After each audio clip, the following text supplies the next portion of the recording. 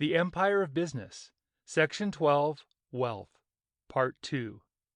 There is one class of millionaires whose wealth, in very much greater degree than others, may be credited to themselves: inventors.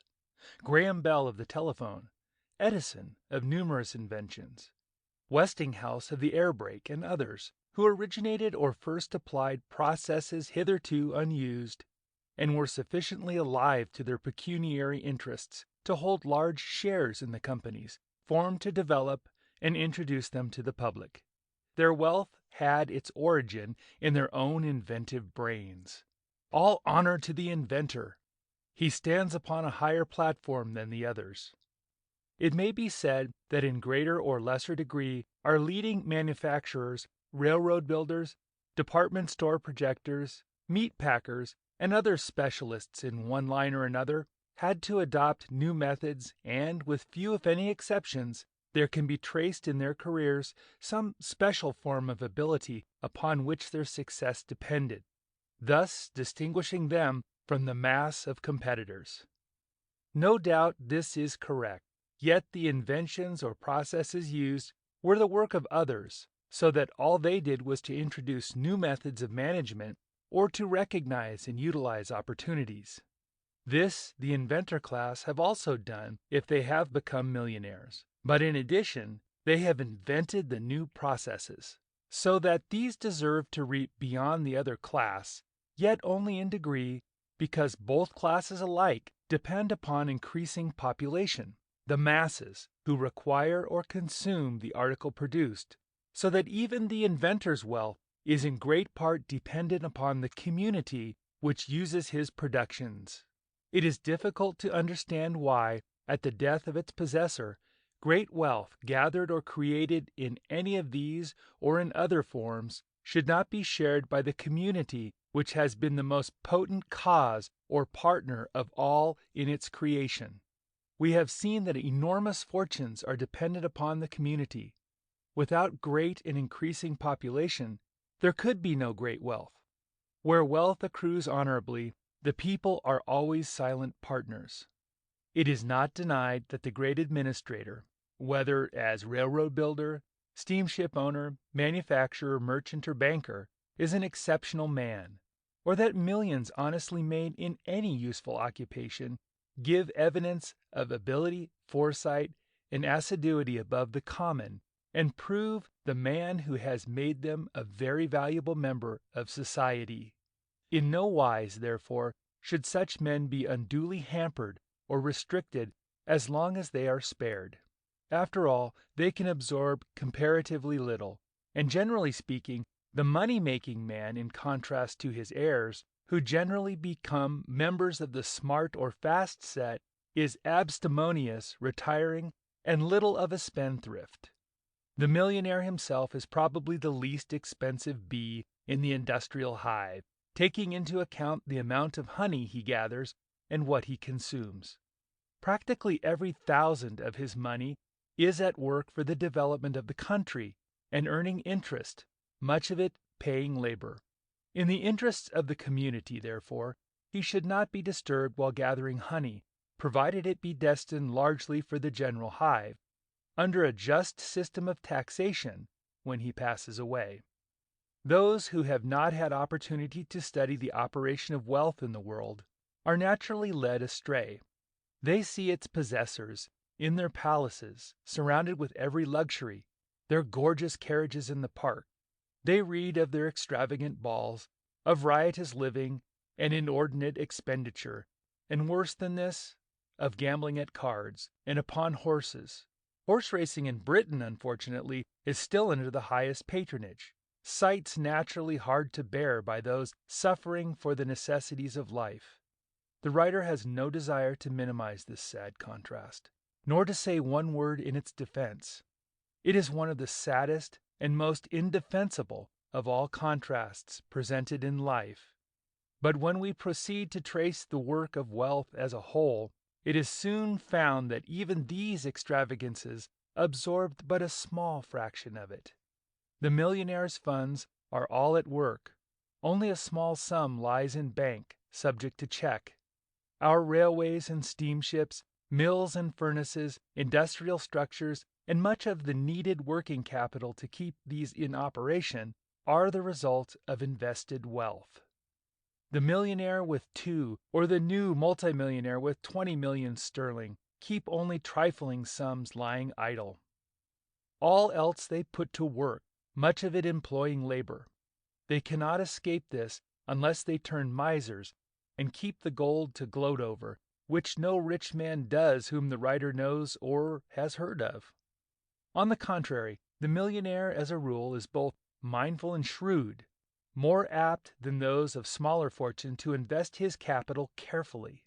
Besides, he is usually a man of simple tastes and averse to display. Whatever impressions the workers may receive of the wealthier classes, the fact is indisputable that their surplus money, minus a small fraction, must augment the wage fund, and in some line or other benefit those who labor. Even their extravagances must in their course contribute to the business of many people struggling to obtain a competence, and hence to employment of labor.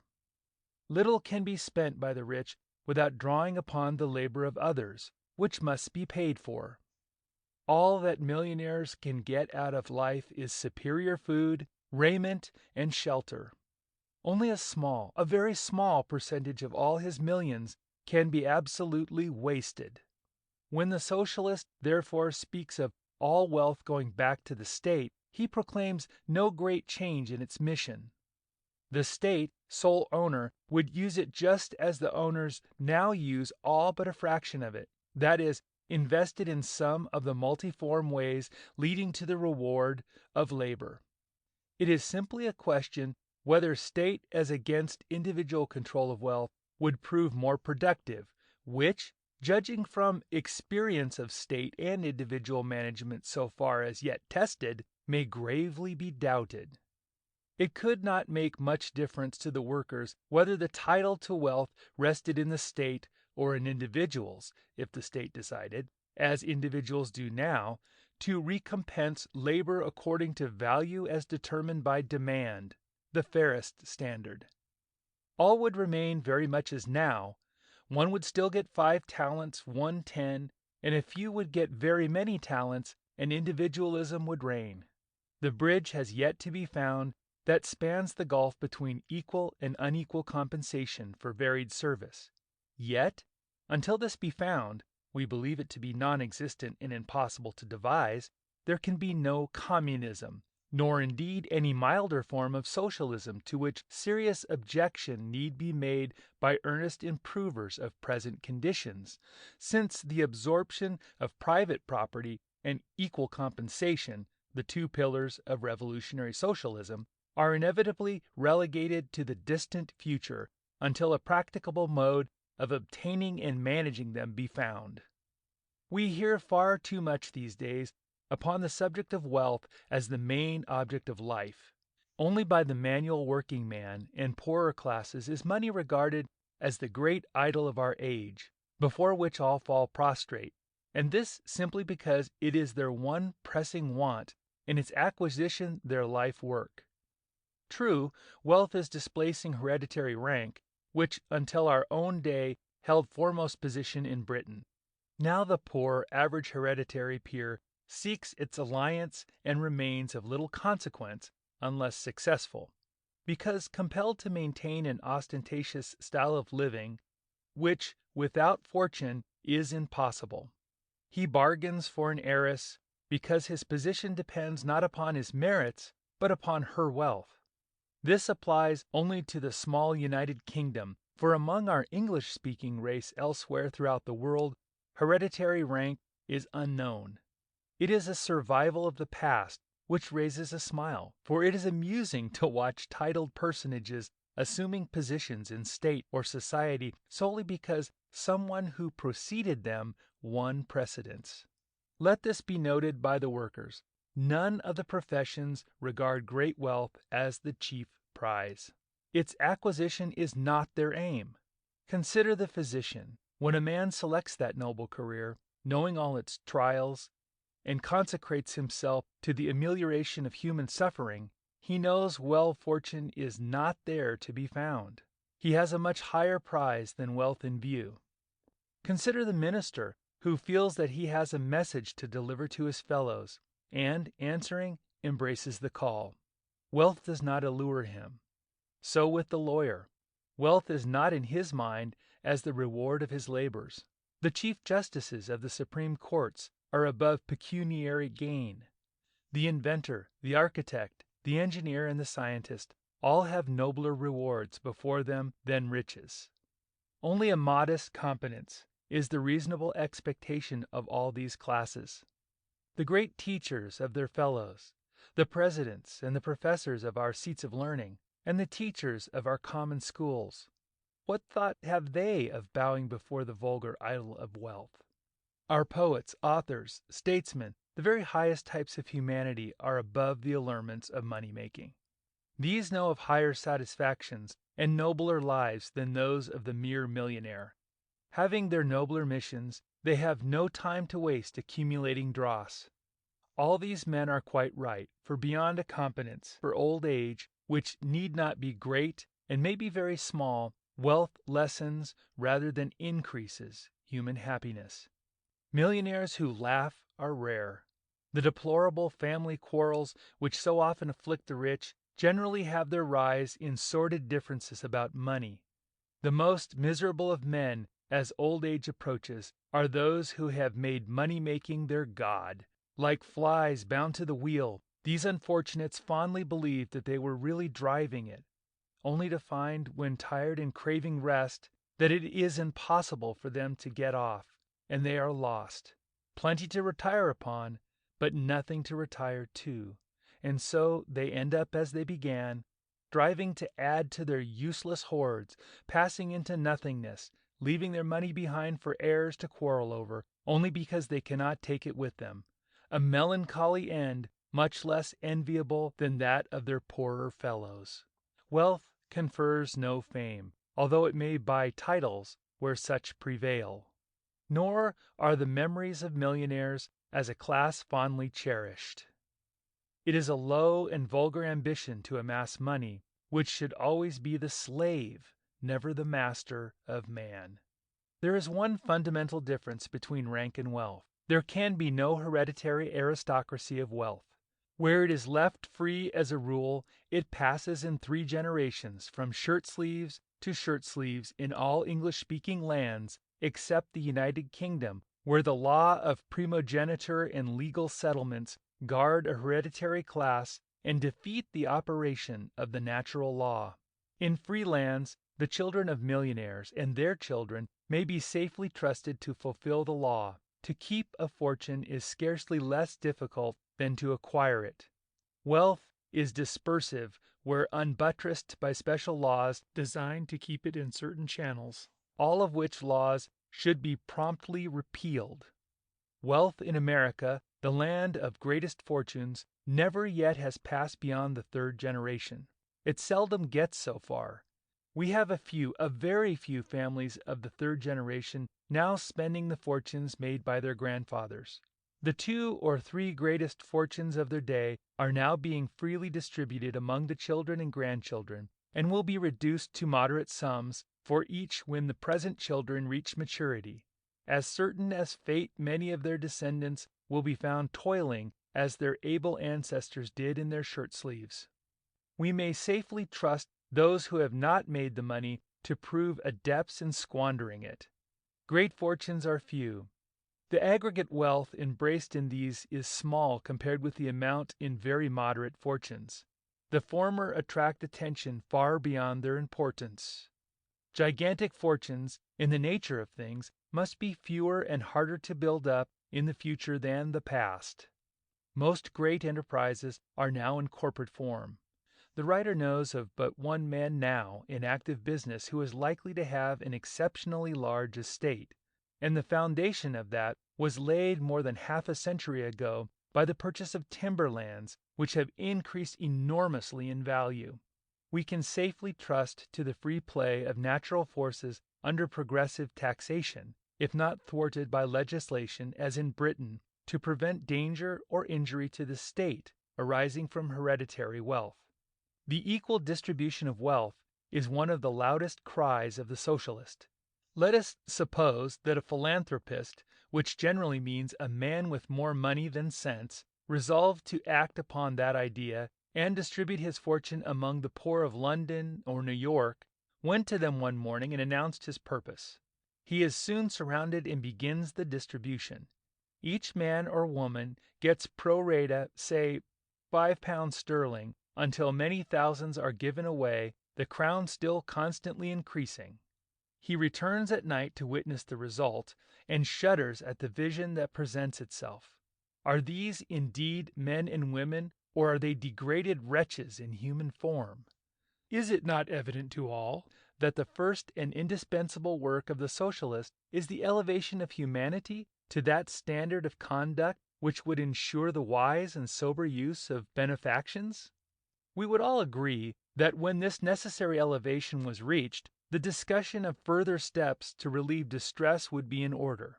Meanwhile, the foolish distributor would have done more injury to his fellows in one day than he could probably do good all the rest of his life. Down on your knees and crawl for pardon are the words one would undoubtedly apply to such a philanthropist.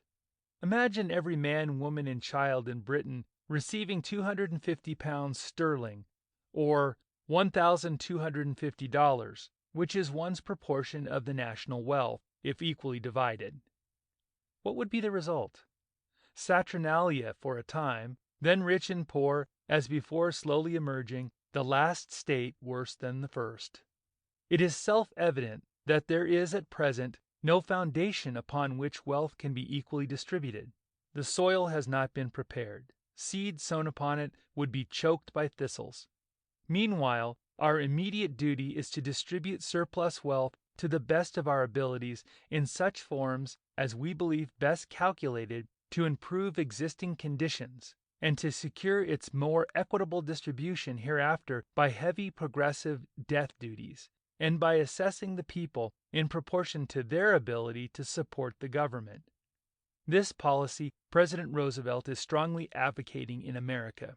It is much more urgently needed in Britain. Socialists generally write of wealth as if possessed by the few, but the fact must never be lost sight of that the laboring classes, in the aggregate, are great capitalists.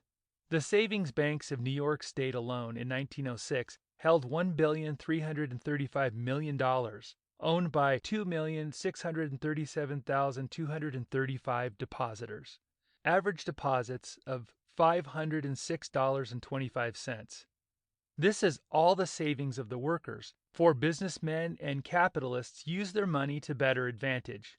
These banks are strictly confined by charter to investments in first-class securities, are carefully managed, and possess the confidence of the people. In the United States, the deposits in savings banks amounted to the grand total of $3,482,000,000. But this is no measure in the total savings of the working people, because in America, especially in the Western states, opportunities for more profitable investment of savings are numerous, and the rapid increase of values in real estate leads workmen to prefer investing in homes. When we consider the vast sums invested by the workers in homes, insurance cooperative, and friendly societies, and in other ways, and add these to the foregoing, the problem which the socialist writes about so glibly of transferring all wealth to the state begins to assume its true proportions. We quote from The Service of Friendly Societies by Alexander Cargill. Quote, "Here is as brief a summary as possible of the position of the registered societies throughout the country, I mean in Great Britain and Ireland, as at the date of the last public return, namely 31st December 1902. First of all, we have the friendly societies, pure and simple, including all their branches, collecting societies, benevolent societies, working men's clubs, medical, etc., and it will interest you to know that the number of friendly society members on the date mentioned was 13,344,494. Their funds at the same date being £44,848,575.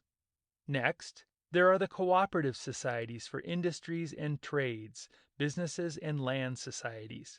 The membership of these was 2,054,835, and their funds 43,328,078 pounds.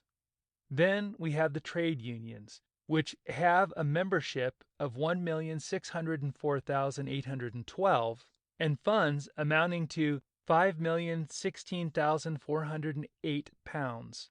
Workmen's compensation schemes with a membership of 122,441 and funds of 172,408 pounds. Friends of Labor Societies with a membership of 32,684 and funds of 254,426 pounds. Coming to the building societies, of which there are two kinds, the incorporated and the unincorporated. Together they have a total membership of 595,451 with funds amounting to 63,907,087 pounds. Lastly, we have the total certified trustee and post office, people's, and railway savings banks. These have no fewer than 10,837,186 depositors, and their funds amount to 222,677,941 pounds. Totaling all these figures together, we reach an aggregate membership of nearly 29 million, with combined funds amounting to 400 million pounds sterling. End quote from the Service of Friendly Societies by Andrew Carnegie. We give a few figures from the United States Statistical Abstract of 1906, showing deposits in postal and other savings banks in various countries in 1905. In Britain, there were $997 million in deposits, 11,694,000 depositors, with an average of $85. In Denmark, there were $205,723,000 in deposits, 1,291,000 depositors, an average of $159. In Germany, there were 2,639,590,000 in deposits, 16,613,000 depositors, with an average of $159. In France, there were $890 million in deposits, 11,768,000 depositors, with an average of $75. The aggregate of all countries which make returns is 91,273,000 depositors, with 11,801,229,509. These enormous sums are laid up where neither moth nor rust can corrupt, nor thieves break through and steal. Their only danger lies in the socialistic aim to remove them from present owners and transfer them to the state, thus making the depositors' money the property of all. To return the deposits to the rightful owners or allow interest upon them would create a large capitalistic class apart from the general socialistic community, which would involve class distinctions as before, fatal to the socialistic idea. The British Islands, with their 11.5 millions of depositors in a population of, say, 45 millions, have an average of a fraction of more than one depositor in every family, allowing 5 to each. Serious trouble might be expected if the socialist ceased to confine himself to writing about placing all wealth in the hands of the state and begin to act. Fortunately, of this there is no danger. One of the chief objections to present-day socialism is that while it lends itself to endless talk, it is yet doomed to inaction as a system until and unless human nature itself is changed in the countless ages to come. Earnest and good men, touched to fine issues, should not occupy themselves grasping at distant shadows, while the substance, improvement of the present, lies at their feet ready for treatment. There are three classes of men. The first are born in poverty and probably have to see the harrowing sight of father and mother, sister and brother, suffering from want. As a holy duty, they resolve to drive the wolf from the door and make fortunes. Young men with such experiences go into the world resolved to win. They must win, and the business life furnishes their best chance of victory in our time. Their foot once upon the ladder, it was comparatively easy climbing, even in Britain until recent times, for it was the center of material development in the early part of last century. In America, it has long been and still is much easier to accumulate wealth than elsewhere. The Republic is soon to dwarf all other civilized countries in wealth and population. It is the land of millionaires, and the new genus of multimillionaire has just made its appearance there. Notwithstanding this, what has been said of the professional classes is eminently true of those of the Republic. Its best men and women have little in common with the makers and possessors of vast fortunes as a class. Not that those born in poverty should not aspire to higher positions, enabling them to influence others more potently for good. Not that they should not gather gear by every wile that's justified by honor. For it is, as a rule, only after man has provided for himself and family that he can be of much lasting good to others. He must surely recognize this to be his first duty. But if any provide not for his own, and specially for those of his own house, he hath denied the faith, and is worse than an infidel. A very few exceptional men and women appear at intervals in the world who seemingly need to take little thought of themselves, or those dependent upon them. Their fellows are captivated with their devotion to the general weal, and provide for them. But such characters are rare, and as a rule it is necessary for all to take care of themselves as the first duty. The never to be forgotten truth is that huge fortunes, so far as their owners are concerned, are as useless as star and garter are to their possessors, and not so ornamental. And this truth above all, that these fortunes cannot give their owners more out of life worth having than is secured by a competence so modest that men beginning as workers can, with health, ability, and sobriety, win for old age. We have prominent instances of this among the working men, members of Parliament scattered throughout Britain, America, Canada, and Australasia. John Burns, cabinet minister, one of the most remarkable working men. The late Sir Randall Cremer, Thomas Burt, and others stand at the head. Several have reached the highest office upon earth, the presidency of the majority of the English-speaking people. This is only what we have right to expect, for not a few of the greatest geniuses have been manual workers. In new countries, millions of men who began as manual workers have achieved moderate competence. Almost without exception, the millionaires of today have made their millions. It goes without saying that they had to be very economical at first, and neither drank, smoked, nor gambled. One, when asked how he made his first 1,000, replied, "That's very simple. I didn't spend it." The second class of men court fame, not so mercenary but vainer than the first. Their sole desire, as expressed by Hotspur, quote, "Methinks it were an easy task to pluck bright honor from yon pale-faced moon, or at a bound to dive into the vasty deep, and drag up drowned honor by the locks, so I might without co-rival wear all her dignities." And so the vain peacock struts across the stage. The third class appears murmuring, "I go forth among men, armored in a pure intent. Great work is to be done, and whether I stand or crownless fall, it matters not, so God's work be done.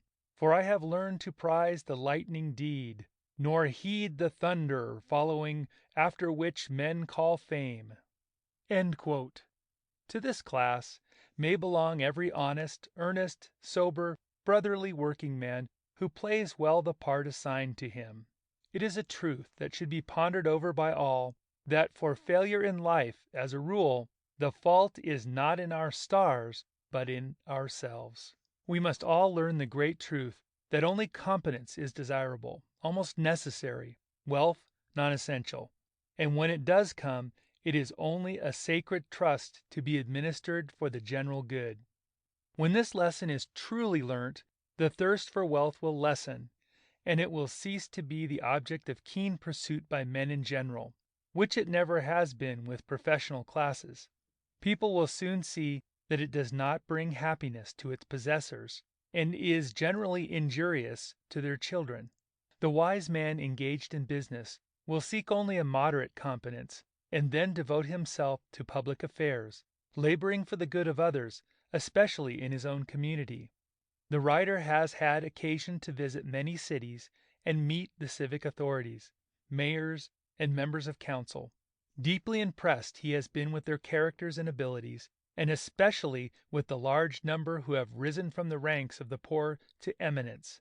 Not seldom the mayor has done so.